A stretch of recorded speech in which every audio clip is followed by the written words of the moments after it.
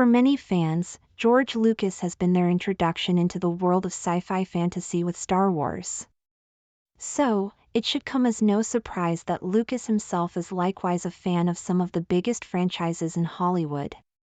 While Lucas has made cameos and done a bit of uncredited work in front of the camera in the past, the legendary director is about to jump headfirst into a whole new world with one of the most delightful animated appearances of the year. Collider's Steve Weintraub sat down with Illumination CEO Chris Meledandri for a wide-ranging interview, and during their conversation, they spoke about Lucas' Minions and Monsters cameo and how they pulled off getting the sci-fi legend involved. Meledandri told Collider that Lucas is a huge fan of Illumination's slate of animated movies and that he especially loved Despicable Me and the Minions movies. I had this privilege of meeting George about 2 years ago, and what led to my meeting him is how much he loves Illumination movies, and specifically Despicable Me, and even more specifically, the Minions, Meledandri said.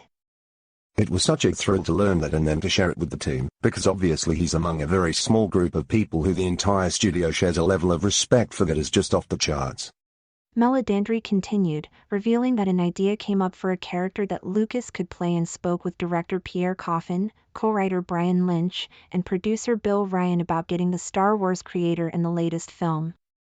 An idea for a character came up out of the story, and so I said to Pierre Coffin, who co-wrote the movie with Brian Lynch, and Bill Ryan, who produces with me on the film, and I just said, well, what if we could get George? And they're like, are you kidding me? I had no idea, but I got such a fast yes. Meledandri said. It was incredible. So, we're thrilled to have him in the film. I saw him recently, and he's already talking to me about the role he wants to do next in the next Minions movie. So, it's pretty incredible. Recording George Lucas' role in Minions and Monsters. When asked about Lucas' recording session, Meledandri admitted that he didn't get to go to the recording himself, but it was organized through him and Lucas' wife, Melody Hobson, while she and Lucas were in Paris. Look, should we just get him into a recording booth just this week? Because Peter's there, you guys are there. Meledandri shared of his organization with Hobson. And so, it just happened like that. Pierre met him at a recording studio in Paris, and it was done. To make matters even more exciting, Lucas' cameo also features an animated version of famed actor and director Orson Welles.